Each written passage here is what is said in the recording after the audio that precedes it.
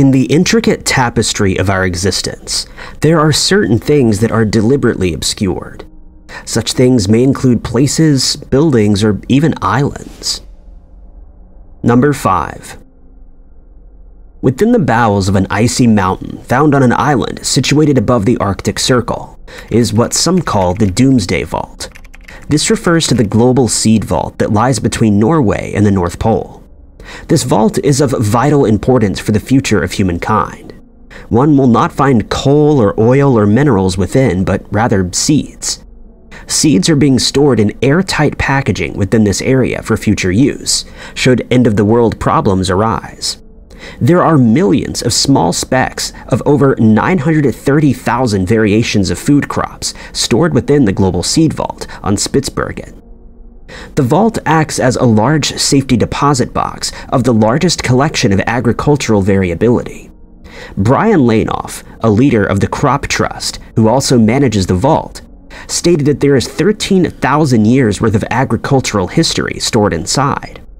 The cold and icy wilderness of Svalbard is perfect for preserving the seed. It's said to be the farthest north that an airplane would fly. A town nearby contrasts against the vast expanse of white, frozen emptiness. The vault would be dubbed the Doomsday Vault, which sparks the idea of a seed reserve for use in case of an apocalyptic-like event or other global catastrophe. But it's actually smaller and more localized destructive events that gene banks are faced with. The vault has been specifically designed to counteract such events and protect the seeds within. And the vault is generally restricted to the public, which is why it's situated in such a remote place. Occasionally, samples coming from India, Mexico, and Pakistan were deposited along with seeds that came from Syria, who at the time were in the process of their own apocalyptic event. Marie Haga, the executive director of the Crop Trust, stated that there are multiple doomsday events going on every day, and genetic materials are there for being lost all over the world. Near the entrance of the vault, there's a concrete wedge that protrudes against the snowy landscape, which only makes the Doomsday nickname seem rather fitting. The property manager, who oversees the operations of the vault, expressed that the facility is situated away from the places of the world that would have war and terror. It's a safe place. The only neighbor of the vault is a similar system buried from danger. This is the Arctic World Archive, which is said to preserve the data from the governments of the world, as well as private institutions. This facility opened deep within a nearby mine. The Svalbard Global Seed Vault has been built 150 meters deep into the mountain. An illustration of this revealed that the facility is made up of an entrance hall, a tunnel for trolleys that carry in seeds, the main chamber area, and 3 vaults. It's clarified that only the middle vault room holds the seeds in question. The tunnel is said to be overwhelmed with whirring noises of electricity and cooling systems, which are a requirement in keeping the vault temperature consistent. Through another door, there's a wide tunnel that is illuminated with strip lighting that leads 430 feet down the mountain. Right at the end of this tunnel is the chamber. The chamber acts as an extra layer of protection. From the main chamber, there are 3 vaults leading off. The door to the only vault in use is covered in a thick layer of ice, which alludes to the idea of what the temperatures inside might be. The seeds are said to be stored in silver vacuum-sealed packets, as well as test tubes, all of which are neatly stacked on shelving from floor to ceiling. These packages and test tubes may hold the keys to future global food security.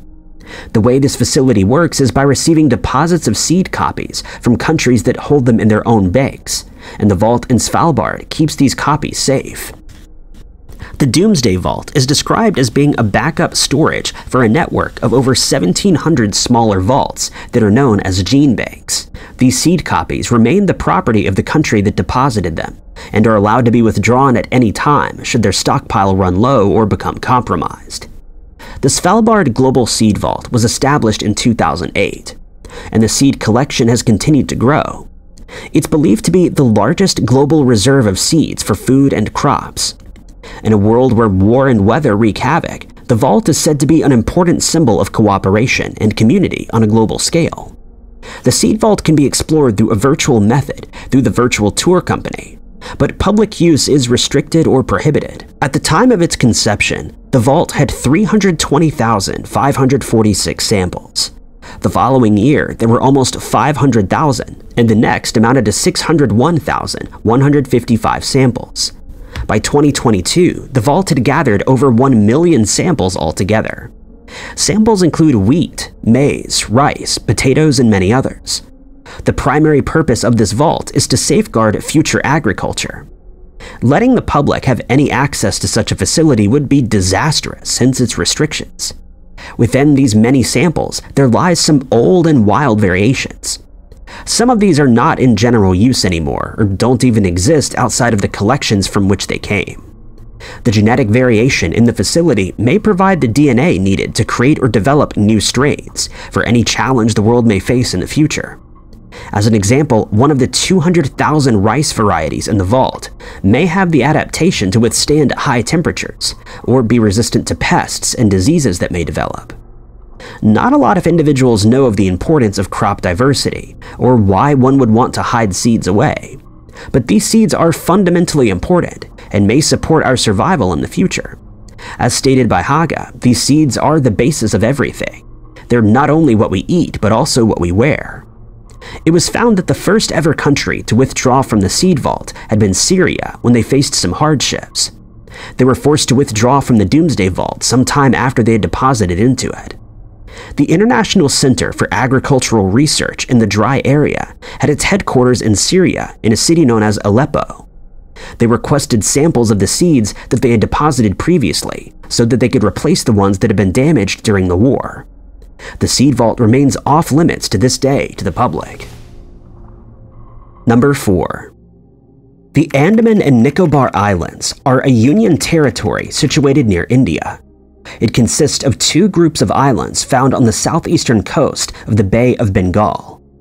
The peaks of a mountain range that neighbors the Andaman and Nicobar Islands form an arc that stretches in a southern direction for about 620 miles between Burma and the island of Sumatra, Indonesia. This arc adds to the boundary between the Bay of Bengal and the Andaman Sea, with Port Blair as the territorial capital. In 2004, the islands received a lot more attention after a large tsunami caused severe damage to the island, after being triggered by a nearby earthquake. The Andaman and Nicobar Islands are said to have a tropical climate with the addition of moderate sea breezes. The temperatures are said to rise from a low 23 degrees Celsius to around 30 degrees Celsius. The area is said to receive around 120 inches of rain yearly, which is mainly brought on by the southwest monsoon and tropical cyclones. Andaman comprises over 300 islands. Known collectively as the Great Andaman, the North Middle, and South Andaman are the main islands. Joining islands include Landfall Island, Interview Island, and the Sentinel Islands, Ritchie's Archipelago, and Rutland Island. Separated from the Nicobar Islands by the 10-degree channel is Little Andaman. Nicobar consists of 19 islands in total. It's hard to imagine that there are still some places in the world that have been left untouched and unexplored. This is the case with the North Sentinel Island and the Andamans. North Sentinel Island is one of the Nicobar and Andaman Islands, and it's under Indian territory. This island is inaccessible. This unique island is the home of the Sentinelese people, who have decided upon voluntary isolation.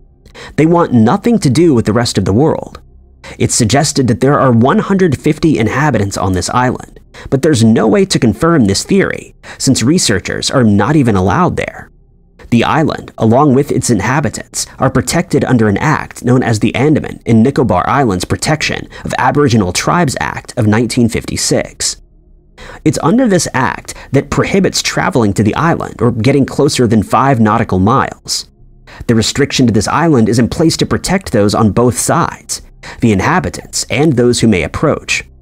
Those who live on the island have not shown a welcoming manner to any visitors, and are known to protect the island by force. Additionally, this island has never been exposed for thousands of years, meaning that the inhabitants have zero immunity to any of the common diseases. These individuals have no knowledge of what's currently going on in the world. The little information that we have on the Sentinelese does not come from a lack of trying. In the late 19th century, an attempt was made to communicate with the tribe. This proved disastrous for the inhabitants after some of them were kidnapped by Maurice Vidal Portman. They were taken to a strange island, Port Blair. Along with being taken away from their home, these people fell ill almost immediately, with 2 fatalities. Subsequently, the remaining 4 were taken back to the island with unknown diseases from the mainland. After this, various other attempts were ensued in attempting to enter the island and communicate with the Sentinelese. These efforts would be met with vicious attacks by the inhabitants. It was only in January of 1991 that peaceful contact was finally made. The director of the Anthropological Survey of India, along with his colleagues, established contact. But this interaction did not bring forth educational information. The people of the island would be sure to let them know that they had overstayed their welcome. From their short visits, the researchers found little information regarding the flora and fauna. The North Sentinel and South Sentinel Islands are regarded as a globally important bird area by BirdLife International. While there's no way of knowing exactly what bird exists on this island, it's believed that they are rare and endangered species. Additionally, the mangroves and coral reefs remain unexplored. Visits to the island ceased by 1997, with only a few isolated incidents recorded from 2006. This included 2 fishermen fatalities and a 2018 visit from John Allen Chow. These individuals had entered the area illegally, resulting in disaster. No one was charged with the fatalities because there would be no way of conveying the law to people who know nothing about life outside of their domain. These inhabitants have the right to privacy and logically should be left undisturbed. This island has been named the most difficult and most dangerous island on the planet. Citizens and visitors are banned from going near the island. Additionally, helicopters of the North Indian Coast Guard have been known to drop off food parcels for the inhabitants, but are met with arrows and stones. These islanders have lived here for over 60,000 years. According to a tribal rights group, though, the numbers of the inhabitants are in danger of dwindling. Survival International has named the islanders the most vulnerable community in the world because they've not built up an immunity to any common diseases. It's believed that daredevils who venture closer to the island in search of shipwrecks are putting the inhabitants at risk. It's also been expressed by anthropologists that there is a concern for tourism booms in the neighboring islands. This could lure visitors toward North Sentinel Island and place its inhabitants at further risk. While it's initially believed that there may be around 150 islanders here, there may be many more, or even fewer. No one has been able to establish this as of yet. It's believed that the Sentinelese are related to other island occupants nearby. They've been isolated for so long that other Andaman communities, including the Ong and Jarawa, cannot understand their language. It's known that the community lives in lean-to huts that have slanted roofs. It's detailed that a group of huts are built in a way that they face one another. Each hut has a carefully tended fire. They're also known to have built small canoes, which are steered with large poles in shallow waters. They're considered to be hunter-gatherers and also fish as well as harvest crabs. If their lifestyle is similar to that of the Andamanese people, then they would also live on fruits and tubers that grow on the island. They may also consume seagull eggs, turtles, and even wild pigs. With them, they carry spears and bow and arrows, as well as sharpened blades. The tips of these weapons are said to be made of iron, which the Sentinelese would find washed ashore. They're also believed to weave mesh baskets and use wooden adzes. There have been salvage crews anchored close to the island who've mentioned that at night they can hear singing coming from some of the inhabitants. Number 3. Located about 2 hours northwest of Philadelphia is a former mining community situated in the smallest Keystone State municipality, Centralia, Pennsylvania. As found on records in the year of 1960, there were around 1,435 residents. There are now fewer than 10. The United States Postal Service revoked its zip code in 2002, and a portion of State Route 61 running through the town center would be closed off 9 years prior. The population of Centralia saw its peak in 1890, but the regular socioeconomic suspects aren't to blame entirely for its decline. Issues with Centralia ran deeper than that in quite a literal sense. Since around 1962, a coal fire had been smoldering right beneath the town. No one is certain as to how this fire began. It's believed, though, that whatever started it was not some kind of fluke. Coal deposits, known as seams, occur naturally in the mining industry. When such a vein is found, coal seam fires are bound to break out. Examples of these include China's 3,106-mile coal mining belt, which is notorious for these types of fires. In the town of Jaria, unwanted fires have claimed around 41 million tons of coal since 1918. A geologist from the University of Alaska explained that this issue is most common in places where coal had been extracted and where limited efforts to fill these holes were taken. There are also some coal companies who do not provide adequate structural support to prevent the ground from collapsing, which may also risk a fire of this nature. People are not the only ones to blame. In New South Wales, a coal seam underneath one mountain has been burning for 6,000 years, which is believed to have been caused by a lightning strike. With the fire that burns underneath Centralia, it's thought that it began as a dump fire close to Oddfellows Cemetery. On the 27th of March in 1962, the landfill had set ablaze the garbage. This was done by the fire department with 6 volunteer firemen standing by.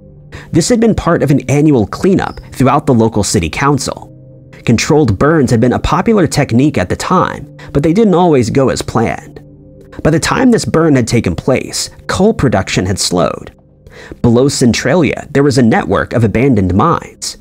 It's thought that this fire may have run deeper than anyone realized, which ultimately led to the nearest coal mine pit. But theories may vary on what actually started this coal fire. Regardless of how it began, the fires went as far back as 300 feet deep and neared temperatures around 732 degrees Celsius, or 1,350 degrees Fahrenheit. This fire would go unnoticed until a local noted hot steam emitting from a sinkhole in his backyard. The smoke contained unsafe amounts of carbon monoxide, which raised concerns for the residents nearby. There have been various attempts to put the fire out, but to no avail. It was in the 1980s that Pennsylvania ordered the citizens to leave the town and raze the buildings. Only 6 houses remained here, which held the final residents who didn't wish to leave. The fire continues to burn and spew out poisonous smoke. The ground is also in danger of collapsing at some point. The first project that ensued to put the fire out had involved excavating beneath the town. It was planned that trenches would be dug to expose the flames, which would then be extinguished. The architects involved had underestimated the amount of soil, though, that would be needed to be dug up, and the project ran out of funding. The second plan would involve the flushing out of the fire with the use of a mixture of crushed rock and water. Ultimately, during this time, unusually low temperatures prevented running water and even froze the stone grinding machine. A third project had filled the mines in, but only halfway, which left enough space for the flames to move. This would also run out of funding, as they were already $20,000 over budget. The fire, by that time, had spread by 700 feet. Centralia has since been dubbed a ghost town. It was not just the carbon monoxide that eventually drove the citizens out, but also the fact that a child had fallen into a 150-foot sinkhole. They survived, but the residents at this point had had enough. Additionally, a gas station owner had tested the temperatures of the gas containers, which are situated underground, and he found that they were 100 degrees Fahrenheit above what they should be. While some individuals left the town during the early 1980s, Pennsylvania would also have to step in and buy properties from residents so that they could leave. Thereafter, their homes would be demolished. By 1990, 62 residents remained there. In 1992, Pennsylvania stepped in again, but was more strict. After this, only 7 residents remained. They were not allowed to pass the home on to anyone else, nor were they allowed to sell it. In 2013, 8 people were in Centralia. One of the biggest sites of Centralia is Graffiti Highway, which was originally called Route 61. In April of 2020, the route was covered in dirt mounds. Centralia had been the inspiration behind the video game known as Silent Hill, which would later become a movie. It's believed that 4 individuals remain in the ghost town. While this place is not entirely prohibited or restricted from the public, there are a number of signs warning visitors of the dangers they may face there. The residents who remain here won this right after a settlement with the state, which occurred in 2013.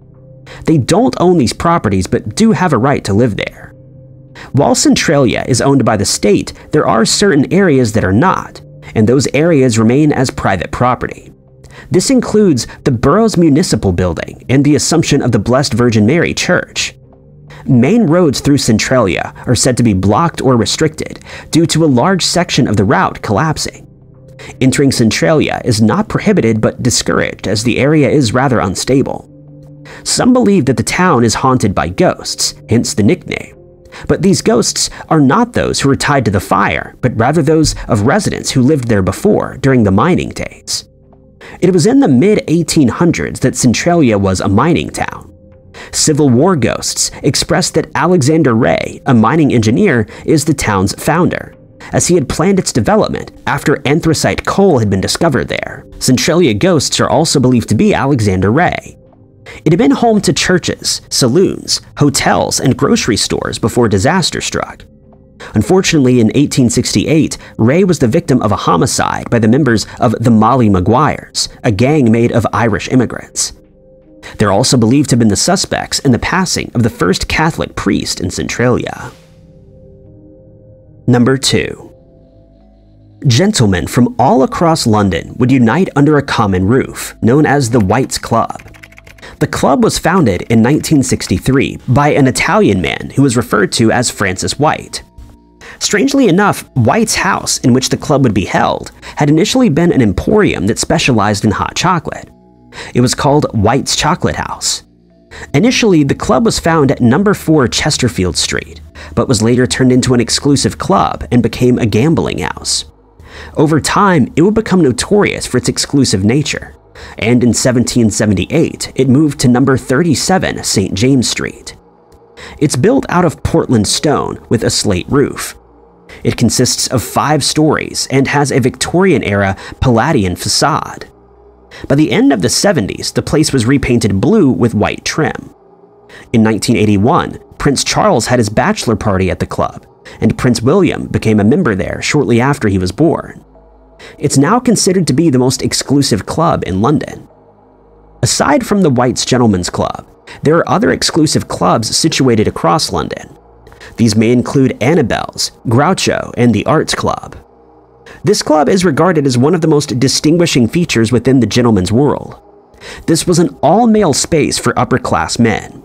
They would come to the club to meet, mingle, drink, eat, and gamble. This would be seen as an escape away from their families and home life. This club wasn't just for the rich, it was for the very rich. Various prominent bankers and politicians were known to have placed some ruthless bets on both their own lives and the lower class. It was not just the money either. According to sources, it had to do with education and the proper upbringing as well, which for the United Kingdom meant Eton College, Cambridge, and Oxford. One of these would allow you a membership, and after 10 years your application would be accepted. It's quite rare to find images or descriptions of the interior and inner workings of the club, but over time, past members have since uncovered some of the deepest and darkest events that took place here. The most well-educated, wealthy, and poised men would pay a $112,000 fee every year so that they could enter the club and do as they pleased. This facility was different in a few ways than what one would associate with the name of a gentleman's club. The only woman who has ever been allowed into the club had been the Queen herself. This had been on the day of Prince Charles's stag party. There had been quite a few elite members of the White's Gentlemen's Club, mostly composed of important individuals from the United Kingdom. The club would throw names around such as Prince Charles, Prince William, and David Ogilvy, who was known as the father of advertising. A rumor was spread that when Prince William had been born, a footman had run to the clubhouse and placed his name on the wait list. Interestingly, the James Bond novels were also written in this club. Additionally, Conrad Black, founder of the National Post, was also a member there. At some point, he had been imprisoned, but was able to maintain his membership status within the exclusive club. Tom Stacy, the writer and traveler, attended this club as well. Of course, this kind of club would not be complete without a few scandals in play. Mystery seems to be the main essence of the Gentlemen's Club. These scandals for ages were hidden away since most of the members consisted of government officials, country leaders, and the richest businessmen. A rumor suggests that during the Second World War, the Cambridge spy ring had taken its roots within the clubhouse. Later on, another well-known member, David Cameron, had publicly terminated his membership. No member had ever willingly disaffiliated with the club before. Unfortunately, the only way out was through natural causes or by being ejected, which was very rare. Cameron would go on to announce that he did not wish to partake in something that was so outdated and that rejected women from participating. The former Prime Minister's father, Ian, had been the chairman at White's at one point. What's interesting is that Cameron had been seen at the club on more than one occasion after his alleged departure, but his office maintained that he had not renewed his membership there. Benjamin Disraeli, the Victorian Prime Minister, had stated that there had only been two things that Englishmen could not command. This had been being made a Knight of the Garter and being made a member of White's. A requirement of 35 signatures is required for new members. Evelyn Waugh, the father of the late journalist Auberon Waugh, was also a White's member, but he'd been rejected in 1995 by enemies that also attended the club. He would later go on to describe them as pompous. The club was known to be the worst kind of nasty and selfish. With that being said, the club was hosting some illustrious people as well as many politicians. Among some of the older members are Beau Brummel, George IV, Edward VII, and Randolph Churchill, the son of Winston Churchill. Additionally, the club has seen its fair share of rogues, including the Cambridge spies. Some suggest that the movements of Guy Burgess, Donald Maclean, Kim Philby, and Anthony Blunt had all been orchestrated from this very facility. Gambling was a large event here as well. The betting book had seen some odd and expensive bets. One man had even bet that another could live below water for up to 12 hours, and so he hired a man to sink himself in a ship. He couldn't last the specified time and the bet was lost. In the 19th century, Lord Alvanley had bet a friend an equivalent of £200,000 that one raindrop could beat another raindrop to the bottom of a window. It's uncertain as to whether or not he won this bet. The White's Gentlemen's Club menu consists of some of the best British games. This would include grouse, white salmon, partridge, gull eggs, potted shrimp, smoked trout, and smoked eel. There were only 3 vegetarian options ever sold here. The White's Club was also a distinct political club, and every prime minister was a member. This included ministers from Robert Walpole to Robert Peel. The Labour and Health Minister had also made a guest appearance at White's. He described Tories as being below vermin, who awarded him a kick from John Fox Strangeways. After this, John was forced to resign his membership. There are said to have been fewer Tories among the members in recent years, but the membership also remains conservative. The consumption of intoxicating beverages has also slowed significantly since the conception of the club. The bar remains open all hours of the night. Not long ago, there had been a new member who had asked the bartender, Wheeler, if the bar was open, to which he responded, "Bless my soul, sir, it's been open for 200 years. Number 1. Situated in the South Lagoon in the middle of Venice and Lido is a small Italian island known as Poveglia. The island is known for its haunted history and apparent ghosts who roam the island. This piece of land has been a refuge, a stronghold, a dumping ground for the diseased, and a place of exile. In the year 421, the island saw its first residents. Men, children, and women had all fled from the barbaric events happening on the mainland. The small size of the land made it easier to defend and appeared as though it wasn't worth being invaded. The small community lived in peace for ages. They avoided law and taxes. By the 14th century, their population saw a drop, and the island would become abandoned again after the Chioggia War. In 1348, the bubonic plague had made its way through Venice. Poveglia, just as many other small islands, would find another use, as a quarantine. This plague had taken the lives of 1 out of every 3 Europeans. Fearing the disease would spread, many individuals who displayed symptoms were sent to the island. In its center, the community would deal with those who had succumbed to the disease by cremation. They would use the same methods in 1630 when another plague had struck the city.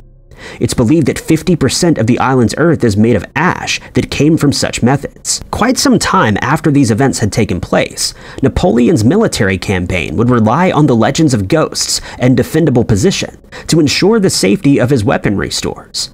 In the late 1800s, the mentally ill patients would go on to reside in an asylum in Poveglia. It was constructed poorly and used rather as a place of exile than a place of rehabilitation. It's been rumored that during the 1930s, a doctor would experiment on the patients of the asylum, and it's believed that the doctor eventually went mad. It's theorized that a mysterious fog had claimed his life, but there's been no evidence to confirm that such a doctor even existed. This asylum had a bell tower, which was later removed, but some locals claim they can still hear the echoing chimes coming from the uninhabited island. In the mid-20th century, the building was formed into a geriatric center that eventually closed its doors in 1975. Ever since, the island has been abandoned, as well as prohibited from public use, including locals and tourists. Fishermen are also known to stay clear of the ghostly place. In more recent years, it was said that some Italian construction workers had made an attempt at restoring the facility, but abruptly ceased construction. There was no explanation as to why they had done so, but it is suggested that they were driven away by dark forces. The truth about Poveglia is not the various exaggerated stories, but it's certain that for such a small piece of land, a lot of people had lost their lives here. Lives ended due to plagues, battles, wars, and other historic events. On the island, there had been an ancient San Vital church, but this was destroyed after Napoleon had passed through. While the island is said to remain closed to the public, it's stated that since the island is state-owned, one may seek special permission from the municipality to visit the disaster-stricken island. Usually, permissions like this are granted for the purpose of research, photography projects, or film crews. Additionally, the remaining structures have been reduced to rubble, making it an unsafe area to explore. Stairways have collapsed and vegetation has taken hold. People have claimed that when they did visit the island, they felt as though they were being watched or followed. Some would immediately feel emotional as soon as they stepped foot there, or when they experienced feelings such as sorrow and dread. The facility can also be entered through some areas, but one of the easiest routes is also the scariest. This includes having to crawl through one of the cremators. Visitors of the hospital have reported seeing shadows on the walls that seem to follow them throughout the hospital. Some have allegedly been scratched or pushed, and no one leaves the island unshaken. Poveglia is said to have its own government now, and it's closed off to visitors aside from special permissions. Although fishermen desperately try to steer clear of the place, it does tend to draw adventure seekers who seek to capture a glimpse of the island of misery. Those who wish to enter must apply to do so, and it may take years before it's approved. Going there without such approval is strictly against the law. Paranormal shows including Scariest Places on Earth and Ghost Adventures had both received special permission to venture to the island and film it. Various projects have also taken place in an attempt to recover the island, but unfortunately they were either never implemented or ceased shortly after. Soil care had also been entrusted to a farmer, but after his services had stopped, the vegetation boomed. In 1977, the Student and Youth Tourist Center, which is an active community that had operated until 2017, had presented a project depicting a youth hostel, and in 1999, the island was returned to the state. The project by the Student and Youth Tourist Center was never implemented. For the next 15 years, the island was placed for sale, but it's not yet found an owner. There are various myths and legends, some true horror stories regarding this island. Unfortunately, it appears that the land will remain abandoned or may have future use as another plague quarantine. This island is home to horrors and mystery, and is believed to be one of the most haunted places in the world. It's uncertain whether or not the state will ever open it to the public, but it's probably best if it never is. Thank you guys so much for watching. If you liked this video, be sure to hit that like button. Also, don't forget to subscribe and click that notification bell to keep up to date with all of our future uploads. But my name is Ty Knotts, and I'll catch you guys in the next video.